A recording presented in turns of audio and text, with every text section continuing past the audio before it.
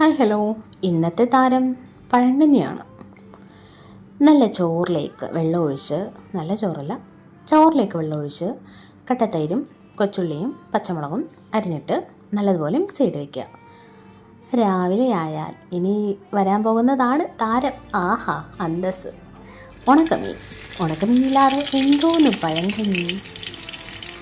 ഉണക്കമീനൊക്കെ പൊരിച്ച് കുടുംബ പാത്രത്തിലേക്ക്, അതായത് കുഴിയുള്ള പാത്രത്തിൽ നമ്മുടെ ഇന്നലത്തെ പഴങ്കഞ്ഞി എടുത്ത് വെച്ച് ഒഴിക്കുക.